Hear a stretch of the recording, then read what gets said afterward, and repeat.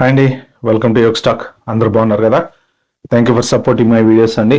నేను మొన్న ఒక న్యూస్ ఒకటి చదివాను. అమెరికాలో ఒక పర్సన్ని భువనేశ్వర్ పటేల్ సమ్ నేమ్, యాక్చువల్గా అతన్ని పోలీసులు అరెస్ట్ చేశారు.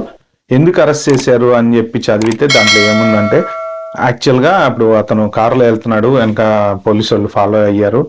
నెంబర్ ప్లేట్ ఒకటి ఉంటుంది కదా, జనరల్గా ఫారెన్లో ఏంటంటే నెంబర్ ప్లేట్లు అవి కరెక్ట్గా లేకపోయినా, రూల్స్ ఫాలో అవ్వకపోయినా ఇక్కడ చాలా సీరియస్ అనమాట. అయితే ఆ నెంబర్ ప్లేట్ సరిగ్గా డిస్ప్లే అవ్వట్లేదు, లైట్లు ఉంటాయి, ఆ లైట్లు పనిచేయట్లేదు అని చెప్పేసి పోలీసు వాళ్ళు వెంబడించారు. అతని తర్వాత అన్ఫార్చునేట్ సిచ్యువేషన్లో అతన్ని అరెస్ట్ చేసే సీన్ వచ్చింది. అంటే నెంబర్ ప్లేట్లకి లైట్ వెలగడం పోవడం వలన అరెస్ట్ చేస్తారా అంటే, యాక్చువల్గా దాని వెనుక ఒక కథ ఉంది. సో అదేంటి అనేది నేను చెప్తా. At the same time driving rules గురించి నేను చెప్తానండి, ఎందుకంటే చాలా మందికి తెలియదు. ఇప్పుడు యుఎస్ రాగానే ఏమనుకుంటారంటే, మన కార్ డ్రైవింగ్ ఇండియాలో 10 ఏళ్ళు నడిపాం, 20 ఏళ్ళు నడిపాం, మనం ఈజీగా నడిపేయచ్చు అని. యూకే వచ్చినా, యుఎస్ వచ్చినా, ఆస్ట్రేలియా వెళ్ళినా వాళ్ళు ఏమనుకుంటారంటే రోడ్లు ఫ్రీగా ఉంటాయి, చక్కగా లేన్ మార్కింగ్స్ ఉంటాయి, మనం పర్ఫెక్ట్గా నడిపేయచ్చు, ఏం ప్రాబ్లం లేదే, చాలా ఈజీ అనుకుంటారు. కానీ ఈజీ ఎప్పుడు ఈజీ అంటే when you know every single rule అండి. ఇండియాలో గుడ్డెద్దు చేయబడ్డట్టు నడుపుతాం, 100% డౌటే లేదు దాంట్లో. ఎవడు సిగ్నల్ లైట్ దగ్గర కూడా కనీసం రెస్పెక్టబుల్ గా ఆగాలి. ఒక్కొక్కసారి సిగ్నల్ లైట్ దగ్గర బండి మీద వెళ్తూ ఆగాలంటే కూడా భయం అవుతుంది. వెనక నుంచి స్పీడ్గా వస్తాడు వాడు, మనం ఇక్కడ ఆగామనుకోండి తప్పని పక్క నుంచి వెళ్ళిపోతాడు. అంత డేంజరస్ గా నడుపుతారు. కానీ ఫారెన్ లో డ్రైవింగ్ అనేది చాలా సీరియస్ అఫెన్స్. ఏ తేడా చేసినా నీకెంత సుఖం ఉంటుందో అంతే డేంజర్ ఉంటుంది. పొరపాటున జరిగితే ఆల్మోస్ట్ మనిషి కంప్లీట్ గాన్. తెలుసు కదా, ఈ మధ్యన రీసెంట్గా ఎన్ని కారు ప్రమాదాలు జరిగినాయో అమెరికాలో కానీ యూకేలో కానీ. రీసెంట్గా సరే అమెరికానే చూసుకుందాం, ఎందుకంటే ఎక్కువ హైలైట్ అయ్యేది. మొన్న ఈ మధ్యనే మన తెలుగు పిల్లలు చనిపోయారు యాక్సిడెంట్లో, ఒక ఫ్యామిలీ చనిపోయింది, బోల్డ్ అంతమంది యాక్సిడెంట్లో చనిపోయారు. వీటన్నిటికీ కారణాలు ఏంటంటే డ్రైవింగ్ చేసే వాళ్ళు కేర్లెస్ డ్రైవింగ్ చేయటం. అది ఎవరన్నా కానివ్వండి, ఇట్ డజంట్ మ్యాటర్, ఇండియనా, ఇంకోడా, ఇంగ్లీష్ ఓడా, లేకపోతే అమెరికా ఓడా, లేకపోతే ఎవరన్నా కానివ్వండి. ప్లస్ కొంత మన వాళ్ళు ఎవరైతే అమెరికా వెళ్తున్నారో వాళ్ళు ఇగ్నోరెంట్ గా డ్రైవ్ చేయటం. ఇండియాలో నడిపినంత ఇగ్నోరెన్స్ ఇక్కడ పనికిరాదు.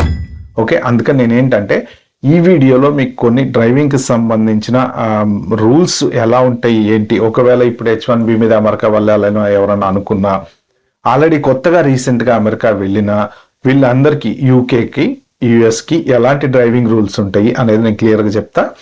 ఇంకొక వీడియోలో ఇన్సూరెన్స్కి సంబంధించి, ఇండియాలో కార్ ఇన్సూరెన్స్, బైక్ ఇన్సూరెన్స్ ఎలా ఉంటుంది, ఫారెన్లో కార్ ఇన్సూరెన్స్, బైక్ ఇన్సూరెన్స్ ఎలా ఉంటుంది, మనకి ఎందుకు ఇక్కడ ఇన్సూరెన్స్, డ్రైవర్ రెండు ఇంపార్టెంట్ అనేది ఇంకొక వీడియోలో చెప్తా. ఫస్ట్ ఈ వీడియోలో ఏంటంటే మనం రూల్స్ గురించి మాట్లాడుకుందాం. మీరు ఎవరైనా నా ఛానల్కి ఫస్ట్ టైం వచ్చినట్టుంటే సబ్స్క్రైబ్ చేసుకోండి. నా వీడియోలు నచ్చితే మాత్రం లైక్ చేయండి, షేర్ చేయండి. అలాగే ఈ వీడియో లాస్ట్ వరకు చూడండి, ఎందుకంటే వెరీ వాల్యుబుల్ అండి.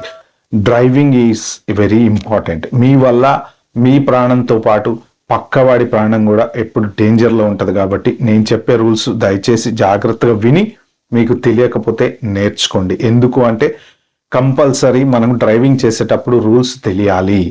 ఓకే, ఫారెన్లో డ్రైవింగ్ లైసెన్స్ అంత ఈజీగా ఇండియాలో అలా కాదు. ఇండియాలో ఇప్పుడు ఏదైనా తప్పు చేస్తే ఎక్కడ నుంచి వెళ్తుంటే వాడెవడో ఫోటో తీస్తాడు, 1000 రూపాయల ఫైన్ వస్తుంది, కట్టి పడేస్తాం, ప్రాబ్లం ఏం లేదు. 1,00,000 జీతం వచ్చేవాడికి 1000 రూపాయలు ఎంత అండి ఆఫ్టర్ ఆల్, అయినా మళ్ళీ మిస్టేక్ చేస్తాడు వాడు. అందుకనే మన ఇండియాలో డ్రైవింగ్ సెన్స్ అనేది ఉండదు. సో ఇక్కడికి వచ్చిన తర్వాత అదే డ్రైవింగ్ సెన్స్ లేకుండా సెన్స్లెస్ గా నడిపితే మాత్రం చాలా సీరియస్ యాక్సిడెంట్స్ అవుతాయి. Okay, let's get in to the topic. అతను ఎందుకు అరెస్ట్ చేశారు అంటే చాలా క్విక్ గా నేను ఫాస్ట్ గా చెప్పేస్తాను. అతను వెళ్తున్నాడు, పోలీసులు చూశారు, లైట్ వెలగట్లేదు, ఎంబడెళ్ళారు, ఫాలో అయ్యారు, ఫ్లాష్లు కొట్టారు, పక్కకు దిగమన్నారు, మనోడు బయటికి దిగాడు. అతను చెప్పారు, భయాన్ని వెనకాల లైట్లు వెలగట్లేదు, నువ్వు కొంచెం చేపించుకో, అది ఇంపార్టెంట్ అని చెప్తే, సరే సార్ ఓకే నేను చేయించుకుంటా అన్నాడు. ఇది ఇప్పుడు జనరల్ గా పోలీస్ కార్ వెంబడించినప్పుడు పోలీస్ కార్ లో ఒక 2-3 ఉంటారు కదా, ఒక జనరల్ గా 2 పోలీసులు కంపల్సరీ ఉంటారు ప్రతి పెట్రోలింగ్ కార్ లో. ఓకే, ఈ డిస్కషన్ జరుగుతున్న టైంలో అతను మంచినే పొలైట్ గానే ఆన్సర్ చేస్తున్నాడు. అన్ఫార్చునేట్లీ ఇంకొక పోలీస్ అతను ఫ్రంట్ సీట్ లో 2 సంవత్సరాల 3 సంవత్సరాల అమ్మాయి కూర్చొని ఉండటం గమనించాడండి, వితౌట్ ఏ చైల్డ్ సీట్. ఆ డీటెయిల్స్ మీకు నేను చెప్తాను. నేను కూర్చొని ఉండటం గమనించాడు. అది పర్ఫెక్ట్లీ సీరియస్ క్రైమ్ అమెరికాలో. And even UK, Australia, Canada ఎక్కడైనా సరే. ఓకే, ఎంబటే అతని దగ్గరికి వెళ్ళి వీళ్ళు మాట్లాడుతూ ఉన్న టైంలో నోట్లోంచి ఆల్కహాల్ స్మెల్ వచ్చింది. ఎంబటే వీళ్ళు తీశారో టెస్ట్ చేశారో. సో ఇక్కడ అతను ఎన్ని తప్పులు చేశాడండి? నెంబర్ 1, వెనక డ్రైవింగ్ ప్లేట్కి లైట్ లేకపోవడం, అది కూడా మిస్టేకే. But it's not a serious mistake. యాక్సిడెంటల్గా జరగచ్చు ఒక్కోసారి లైట్లు ఇండికేటర్లు పనిచేయకపోవడం. ఓకే, మేజర్ మిస్టేక్ ఏంటంటే చిన్న పాపని చైల్డ్ సీట్ లేకుండా ముందు కూర్చోబెట్టడం, వెనకాల కూర్చోబెట్టాలి with child seat. Okay, biggest mistake, serious crime. Next ఇంకోటి ఏంటి, తాగి పక్కన పాపని కూర్చోబెట్టుకొని డ్రైవ్ చేయటం. సో ఇన్ని మిస్టేక్స్ తీసుకెళ్ళి అరెస్ట్ చేశారు. ఆబ్వియస్లీ ఆయనకి ఇక what ever the procedure will follow. అది మన టాపిక్ కాదు. మన మెయిన్ ఎందుకు చెప్పానంటే దానివల్ల మీకు డ్రైవింగ్ సెన్స్ గురించి చెప్పడానికి. ఫస్ట్ ఆఫ్ ఆల్, డ్రైవింగ్ అనేది ఎలా ఉంటుంది ఫారెన్లో అంటే, మనము థియరీ టెస్ట్ రాస్తాం. ఇండియాలో కూడా కొత్తగా థియరీ టెస్ట్, మాకు డ్రైవింగ్ లైసెన్స్ వచ్చిన రోజుల్లో థియరీలు ఏం లేవు. ఆర్టీ ఆఫీస్కి వెళ్ళి కారు ముందుకి వెనకకి నడిపితే లైసెన్స్ ఇస్తారు. అంటే జస్ట్ ముందుకి ఫస్ట్ గేర్లో సెకండ్ గేర్లో వెళ్ళాలి, కొంచెం రివర్స్లో వెనక్కి రావాలి. బట్ అది జనరల్గా మనం ఎవరు రికమెండేషన్ లేకుండా పోతే ఆబ్వియస్లీ ఇచ్చేది ఇవ్వాలి, టిక్కులు పెట్టుకుంటారు కదా అప్లికేషన్ ఫామ్ మీద. మనల్ని ఎవరైతే తీసుకుపోతారో వాడికి మనం ఇచ్చే డబ్బుల్లో వాళ్ళకి వెళ్తూనే ఉంటుంది. ఇది ఒక స్టోరీ. ఓకే, అయితే ఇప్పుడు థియరీ టెస్ట్ ఇంట్రడ్యూస్ చేశారు, ప్రాక్టికల్ టెస్ట్ ఇంట్రడ్యూస్ చేశారు. మీరు ఒక సింపుల్గా ఆలోచించండి. ఒక ఓపెన్ గ్రౌండ్లో ఫస్ట్ గేర్ సెకండ్ గేర్ వేసి మనం కొంచెం దూరం వెళ్ళి రివర్స్ గేర్ వేసి వెనక్కి వస్తాం. ఇదండి టెస్ట్. బైక్ టెస్ట్ ఏంటి, ఓపెన్ గ్రౌండ్లో 8 కొట్టాలి. ఏ రకంగా అయినా మెయిన్ రోడ్డు మీద ఈ డ్రైవర్ సేఫ్ అయినా కాదా అని ఎలా టెస్ట్ చేస్తారండి? అదే దానివల్ల లైసెన్స్ ఇచ్చేస్తే ఈ రోడ్డు మీదకి వచ్చిన తర్వాత జడ్జిమెంట్ కరెక్ట్గా లేకపోతే యాక్సిడెంట్లు జరగవా, జనాలు చనిపోరా? సో అదే మన దగ్గర ఉన్నటువంటి ప్రాబ్లం. సో అది ఎందుకు చెప్పాను నేను అంటే, థియరీ టెస్ట్ మనం రాయము, మనకి డ్రైవింగ్ ఎవరైతే నేర్పిస్తాడో వాడే ఎవరిని కూర్చోబెట్టుకొని రాయిస్తాడు. పెద్ద తప్పు. సెకండ్ తప్పు, ముందుకి వెనక్కి వెళ్ళేస్తే లైసెన్స్ ఇవ్వటం. ఈ 2 బిగ్గెస్ట్ తప్పులు మన దగ్గర ఉన్నాయి. బట్ రూల్స్ అలా ఉన్నాయి కాబట్టి మనం ఏం చేయలేం దాన్ని. ఇక్కడ ఫారెన్లో ఏంటి అంటే థియరీ టెస్ట్ అనేది ఉంటుంది. థియరీ టెస్ట్ ఎవడో వెళ్ళి రాయటం కుదరదు, మనమే వెళ్ళి వెబ్ క్యామ్ ముందర కూర్చొని ఆ కంప్యూటర్లో రాయాలన్నమాట. అయితే దాంట్లో ఏముంటాయి, చాప్టర్స్ ఉంటాయి. 14 చాప్టర్లు, 13 చాప్టర్లు, 15 చాప్టర్లు ఉంటాయి. రియల్ లైఫ్ సినారియోస్ ఉంటాయి, ట్రాఫిక్ సిగ్నల్స్ గురించి ఉంటాయి. ఇప్పుడు ఏదన్నా జరగరాని ఇన్సిడెంట్ జరిగినప్పుడు మనం ఎలా రియాక్ట్ కావాలో ఉంటాయి. ఎదుటింకోటికి హెల్ప్ చేయొచ్చా లేదా ఉంటాయి. అన్ని questions, markings, lane markings, exit signs, entry signs, no entry signs, అన్ని రకాల క్వశ్చన్స్ దాంట్లో ఉంటాయి. మనం చదివి రాసి 30-35 మార్క్స్ ఎంతకో 60కి వస్తే పాస్ అయితే నెక్స్ట్ ప్రాక్టికల్ టెస్ట్ అంటాం అనమాట. మనం కొంత డ్రైవింగ్ నేర్చుకుని రూల్స్ అన్ని తెలుసుకున్న తర్వాత ప్రాక్టికల్ డ్రైవింగ్ టెస్ట్కి ఒక ఆఫీసర్ వచ్చి మనతో కూర్చుంటాడు. కూర్చొని వాడు చెప్తూ ఉంటాడు అనమాట. ఓకే నౌ స్టార్ట్ అంటాడు. సడన్ గా కొంచెం దూరం వెళ్ళాక జస్ట్ స్టాప్ అంటాడు. వాడు ఏం చెప్పాడు, వాడు మనతో ఏం మాట్లాడు, జస్ట్ ఇలా కూర్చొని ఉంటాడు ఆఫీసరు. సడన్ గా ఏమంటాడంటే just pull over when you feel convenient అంటాడు అనమాట. అంటే అక్కడ నీ జడ్జిమెంట్. వాడు ఆపు అనగా టక్కన బ్రేక్ కూడా ఆపకూడదు. ఆపొచ్చా ఆపకూడదా? వాడు తెలివిగా ఏం చేస్తాడంటే నో ఎంట్రీలోనో లేకపోతే ఆపకూడదు అన్న చోట్లోనే ఆపమంటాడు. ఓకే, అది డిసైడ్ చేసుకోవాలి. నెక్స్ట్ సడన్ గా వెళ్తూ can you please take left and the next left అంటాడు. మనం లెఫ్ట్ తిప్పమన్నాడు కదా అని తిప్పేసాం అనుకోండి, నో ఎంట్రీ ఉంటుంది అక్కడ. సో నో ఎంట్రీలోకి మనం తిప్పకూడదు. మనం ఏం చెప్పాలి, so that is the no entry, you still want me to go ahead అంటే ఎస్ అంటే పోవాలి, లేదు అంటే మనం నో ఎంట్రీ సైన్ మనం చూసాం కదా అది వాడికి చెప్పాలి. అలాగా మిమ్మల్ని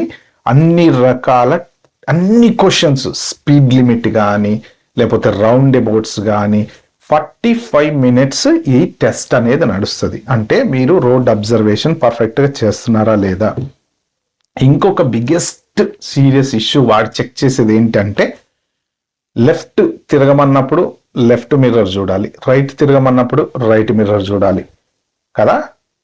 కాదు, ఇక్కడ లాజిక్ ఏంటంటే టర్న్ లెఫ్ట్ అన్నాడు అనుకోండి వాడు, ఫస్ట్ ఇమీడియట్గా మీరు ఏం చేయాలి తెలుసా, మిడిల్ మిర్రర్ చూడాలి.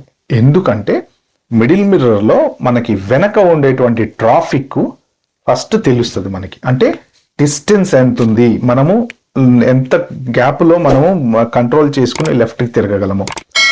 దెన్ లెఫ్ట్ మిర్రర్ చూడాలి. ఈ రెండు ఇంపార్టెంట్ అనమాట. ఫస్ట్ మిడిల్ మిర్రర్, తర్వాత లెఫ్ట్ మిర్రర్. అలా తిరిగిన తర్వాత మనం వాడు చెప్పింది ఫాలో అవ్వాలి. ఇది ఓకే రూల్స్. నెక్స్ట్ ఇంకొకటి ఏంటంటే లైసెన్స్ వచ్చేసింది మీకు, అంత ఫైన్ బాగానే ఉంది. సో మీరు డ్రైవింగ్ టెస్ట్లో నేర్చుకునేవి ఏమైతే ఉన్నాయో వాటిని లైసెన్స్ రాగానే చాలా మంది ఏం చేస్తారంటే పిచ్చ లైట్ మహా ఏముంది అక్కడ. తప్పు. ఫారెన్లో ఫస్ట్ జనరల్గా అంటే యుఎస్లో కూడా పాయింట్ సిస్టమ్ ఉంటుంది, యూకేలో కూడా పాయింట్ సిస్టమ్ ఉంటుంది, కెనడాలో కూడా పాయింట్ సిస్టమ్ ఉంటుంది. ఏంటంటే ప్రతి ఒక్క తప్పుకి 2 నుంచి 6 మధ్యన పాయింట్స్ వస్తాయి.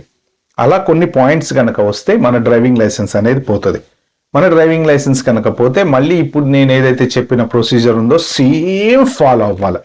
మళ్ళీ back to normal, theory test రాయాలి, ప్రాక్టికల్ టెస్ట్ రాయాలి. ఈ డ్రైవింగ్ లైసెన్స్ పోవడం వల్ల నష్టం ఏంటి అంటే ఇన్సూరెన్స్లు పెరిగిపోతాయి.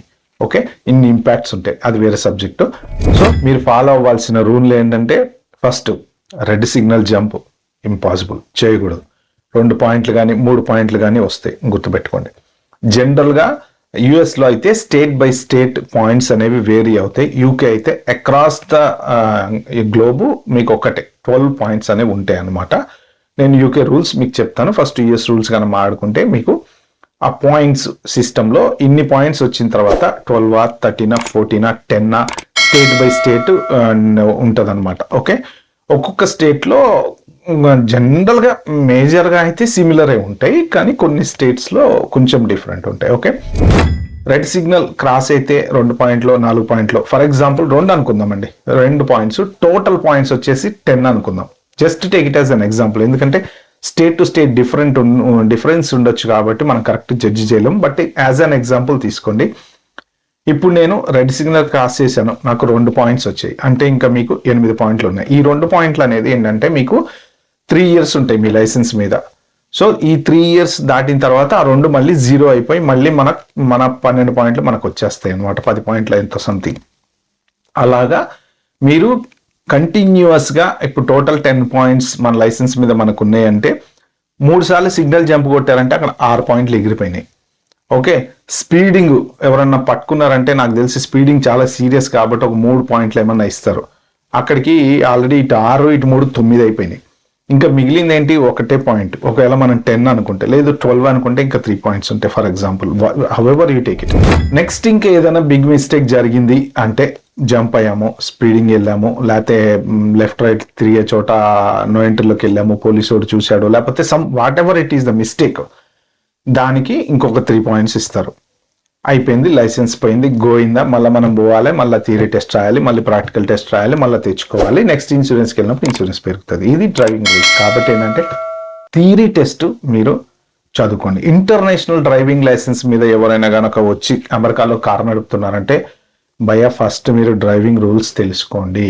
కంపల్సరీ డ్రైవింగ్ రూల్స్ తెలుసుకున్నాకనే కారు నడపండి. అన్ఫార్చునేట్ ఇన్సిడెంట్ ఏదన్నా జరిగితే జీవితాంతం లాకప్లో ఉంటాము లైఫ్. ఎందుకు అంటే I will tell you a real life example which happened in New Jersey. నేను యాక్చువల్గా మా ఫ్రెండ్ ఇంటికి వచ్చాను అట్ పర్టికులర్ టైంలో న్యూ జెర్సీలో. నాకు లైసెన్స్ ఉంది, యుఎస్ లైసెన్స్ కూడా, నేను నా కార్ నడపడానికి కూడా ఇబ్బంది లేదు. బట్ నేను కార్ తీసుకోలేదు, ఎందుకంటే వాడితో పాటు వెళ్తున్నాం కాబట్టి. వాడు యాక్చువల్గా చెప్పింది ఏంటంటే ఎ వీక్ బిఫోర్ మన తెలుగు వాళ్ళే ఎవరో వైఫ్కి డ్రైవింగ్ నేర్పిస్తున్నారంట. ఎవరో చిన్న పిల్లోడు బయట ఆడుకుంటున్నారంట. యాక్చువల్గా బ్రేక్ దొక్కబోయి ఎక్సలేటర్ తొక్కిందామే, ఆ పిల్లోడిని గుద్దేశారు, పిల్లోడు చచ్చిపోయారు. సో ఇక్కడ 2 బిగ్గెస్ట్ మిస్టేక్స్. ఒక్కటేంటి అంటే you are not allowed to teach the driving. మీకు లైసెన్స్ ఉన్నా సరే మీరు డ్రైవింగ్ నేర్పించడానికి వీల్లేదు, అన్లెస్ అంటిల్ దానికి కొన్ని సర్టెన్ రూల్స్ ఉంటాయి. 3 సంవత్సరాలు డ్రైవింగ్ అయిపోవాలి, మనకి 3 సంవత్సరాలు దాటాలి, మనం నేర్పించే వాళ్ళు మన కార్ మీద ఇన్సూరెన్స్ చేసి ఉండాలి, మనము ఇంకేమైనా టెస్ట్లు నేర్పించడానికి సంబంధించిన టెస్ట్లు ఉంటాయి అవి పాస్ అయి ఉండాలి. ఇలాంటి రూల్స్ అన్నీ ఉంటాయి. సో మనం ఏంటంటే ఇండియాలో ఒక 2 రోజులు వాడి దగ్గర నేర్చుకుంటాం, మన కారు తీసుకొని తోలు పడేస్తాం ఏం కాదు అనేసి. ఇక్కడ అలాంటివి కుదరదు. జీవితాంతం లైఫ్ లాంగ్ వాళ్ళు చిన్న మిస్టేక్ జైల్లో ఉండాల్సి వచ్చింది. డ్రైవింగ్ ఇన్స్ట్రక్టర్ దగ్గర పోయి మనం నేర్చుకుంటే ఏంటంటే వాడు ఫాలో అవ్వాల్సిన లీగల్ రూల్స్ అన్ని ఫాలో అవుతాడు, వాడు ఎగ్జామ్స్ అవి రాసి ఉంటాడు కాబట్టి సేఫ్ అనమాట. సో ఎవరైనా సరే మీరు మీ వైఫ్లకు కానీ లేకపోతే ఫ్రెండ్స్కి కానీ డ్రైవింగ్ నేర్పిస్తున్నారంటే దండం పెట్టి అరే నాయన నేను నేర్పించను, డ్రైవింగ్ స్కూల్ వాడికి డబ్బులు ఇచ్చి నువ్వు నేర్చుకో. ఎందుకంటే లైఫ్ ఈజ్ వెరీ ఇంపార్టెంట్. మీ లైఫ్ ఒక్కటే కాదు, మీతో పాటు పక్కోడి life. You must think about it. Okay, ఇది జరిగిన ఇన్సిడెంట్. సో కాబట్టి కార్కి సంబంధించిన రూల్స్ అన్ని తెలుసుకోండి, అవి రూల్స్. ఇంకా మెయిన్ అదర్ రూల్స్ ఏంటి అంటే important rules. First of all మీ కార్కి సంబంధించిన హజార్డ్ లైట్స్ కానీ, అదే ఇండికేటర్స్ కమ్ హజార్డ్ లైట్స్ రెండు సేమ్ ఉంటాయి కాబట్టి అన్ని పర్ఫెక్ట్ గా పనిచేయాలి. మీరు మీ వెహికల్ రోడ్ ఎక్కాలి అంటే ఇట్ మస్ట్ బి రోడ్ వర్తి. ప్రతి లైట్ వెలగాలి, నెంబర్ ప్లేట్ క్లియర్ గా విజిబుల్ గా ఉండాలి. ఏది ఇందులో తేడా వచ్చినా it is a driver mistake. On top of the dash board లో యాంటీ బ్రేకింగ్ సిస్టమ్ అనేది ఒకటి ఉంటుంది, ABS అంటారు. ఆ లైట్ రాకూడదు. ఇంజన్ లైట్ వస్తుంది అప్పుడప్పుడు, మీకు ఇలా ఒక సైన్ ఉంటుంది, ఇంజన్ పాడైనట్టు సైన్ ఉంటుంది, ఆ లైట్ కూడా రాకూడదు. అవన్నీ వస్తే వెంటనే మీరు కార్ నడపకూడదు. రూల్ ప్రకారం ABS లైట్ వచ్చినా కార్ నడపకూడదు, ఇంజన్ లైట్ వచ్చినా కార్ నడపకూడదు. మీరు తీసుకెళ్లి రిపేర్ చేయించుకోవాలన్నమాట. సో ఈ మెయిన్ ఇంజన్ కి సంబంధించిన. నెక్స్ట్ ఇంకా కార్లో కూర్చునే వాళ్ళు, ఫ్రంట్ సీట్ లో కూర్చునేవాడు కంపల్సరీ సీట్ బెల్ట్ పెట్టుకోవాల్సిందే, అది తెలిసిందే. నెక్స్ట్ పిల్లలు ఏంటి అంటే, మీకు గనక చిన్న పిల్లలు ఉంటే అప్ టు 12 years వరకు వాళ్ళు కంపల్సరీ సీట్ లో కూర్చోవాలి. చైల్డ్ కి సంబంధించిన seat up to 8 years 6 years, కొన్ని చోట్ల 6 years, కొన్ని చోట్ల 8 years అలా ఉంటుంది. దాని వరకు మాత్రం చైల్డ్ సీట్, బేబీ సీట్ అనేది ఒక చైల్డ్ సీట్ అనేది ఉంటుంది. అంటే ఇప్పుడు మనం 3 years వరకు ఒక రకమైన చైల్డ్ సీట్ మారుస్తాము, తర్వాత కొంచెం 4, 5, 6 years వచ్చే వరకు ఒక చైల్డ్ సీట్ మారుస్తాము, అంటే పిల్లలు పెరిగే దాన్ని బట్టి. అయితే up to 2 years, below 2 years పిల్లలు ఎవరైతే ఉంటారో చిన్న పిల్లలు, వాళ్ళు ఏంటంటే రేర్ ఫేసింగ్ లో కూర్చోవాలి. అంటే ముందు కూర్చోకూడదు, ముందు అదే మన వెనక సీట్ లో రేర్ ఫేసింగ్ అంటే అటు ఫేస్ చేసి, ఇటు రోడ్ సైడ్ కాదు. ఓకే, చైల్డ్ సీట్ ని ఇలా పెట్టి మనం సీట్ బెల్ట్ పెట్టాలన్నమాట. పిల్లలు అటువైపు చూడాలి, ఇటువైపు కాదు. ఆ తర్వాత ఏజ్ నుంచి యాక్చువల్ గా వాళ్ళు చైల్డ్ సీట్ లో కూర్చున్నప్పుడు ముందు సైడ్ చూస్తూ కూర్చోవచ్చు. బట్ ఎటువంటి పరిస్థితుల్లోనూ ముందు సీట్ లో పిల్లల్ని 12 ఏళ్ళు దాటే వరకు కూర్చోపెట్టుకోకూడదు. అది స్ట్రిక్ట్ రూల్. ఒక 8 ఏళ్ళలో 10 ఏళ్ళలో పిల్లల హైట్ దాని ప్రకారం స్టేట్ టు స్టేట్ కొంత డిఫరెన్స్ ఉండొచ్చు. తర్వాత బూస్టర్ సీట్ అని ఉంటుంది, బూస్టర్ సీట్ వేసుకుని పిల్లలు కూర్చోవాలన్నమాట, వెనక సీట్లోనే, ముందు సీట్లో కాదు. 12 years వచ్చే వరకు ఓన్లీ వెనకనే కార్ సీట్లోనే కూర్చోవాలి. ఇవి వెరీ ఇంపార్టెంట్. మీరు వేరే వాళ్ళ పిల్లల్ని ఎవరైనా మీరు కారులో ఎక్కించుకున్నా సరే మీ కార్ సీట్ ఉంటేనే ఎక్కించుకోండి. ఏం కాదులే అని ఎక్కించుకుంటే ఒకవేళ ఏదైనా ఇన్సిడెంట్ జరిగితే, ఆ పిల్లోడికో పాపకో ఏదైనా జరగడానికి జరిగితే ఇన్సూరెన్స్ మీకు రాదు. ఎందుకు రాదు అంటే you are going against the rule. ఎవరో తెలిసిన వాళ్ళ పిల్లని మధ్యలో సీట్లో కూర్చోబెట్టుకున్నారు అనుకోండి, ఫర్ సపోజ్ బూస్టర్ సీట్ లేదు, అమ్మాయి పెద్దగానే ఉందిలే పర్లేదని కూర్చోబెట్టుకున్నారు, ఇన్సిడెంట్ జరిగింది, యాక్సిడెంట్ జరిగింది, ఆ పిల్లకి హెడ్ ఇంజురీ అయింది. ఇన్సూరెన్స్ వాడు వచ్చి ఏమంటాడు, యూ బ్రేక్ ద లా అంటాడు, వాడు ఇవ్వడు ఇన్సూరెన్స్. అప్పుడు ఏం చేయాలి, మీ లైఫ్ థ్రెటన్లో పడుతుంది. అప్పుడు మీరు కడతారా అమ్మాయిని ఏదైనా ఒక $1,00,000 ఆపరేషన్కి? కాబట్టి ఏంటంటే అస్సలు ఎక్కించుకోవద్దు. ఫస్ట్ థింగ్ ఏంటంటే వేరే వాళ్ళని మన కారులో ఎక్కించుకోవడమే రిస్క్. ఇండియాలో అంటే నడుస్తాయి అవన్నీ, ఇక్కడ నడవవు. ఎక్కించుకున్నా సరే follow the rule. Child seat లేదా ఎవరైనా అడిగి తెచ్చుకొని కూర్చోబెట్టుకోండి. అవన్నీ మీరు రూల్ ప్రకారం ఫాలో అయితే మీ కారులో ఎవరిని ఎక్కించుకున్నా వాళ్ళు ఇన్సూరెన్స్ లో కవర్ అవుతారు. ఓకే, చైల్డ్కి సంబంధించి ఇదనమాట. మరి ఇందాక వాడి ఇన్సిడెంట్ లో వాడు పాపను ముందు సీట్లో కూర్చోబెట్టుకున్నాడు కదా, ఏమైతుంది ముందు సీట్లో కూర్చోబెట్టుకుంటే అంటే ఏంటంటే, చిన్న పిల్లలు ముందు సీట్లో కూర్చుంటే, ఫర్ ఎగ్జాంపుల్ ఒక 7-8 ఏళ్ల పిల్ల ముందు సీట్లో కూర్చుంది, పాప బాబు, యాక్సిడెంట్ అయ్యి ఎయిర్ బ్యాగ్ ఓపెన్ అవుతుంది కదా, ఎయిర్ బ్యాగ్ ఓపెన్ అయ్యి మొఖానికి కొట్టినప్పుడు సఫకేషన్ అనేది జరుగుతుంది. ఎయిర్ బ్యాగ్ మనల్ని సపోర్ట్ చేయడానికి, హెడ్ కి చెస్ట్ కి ఏం కాకుండా ఉండటానికి ఓపెన్ అయ్యేది ఎయిర్ బ్యాగ్.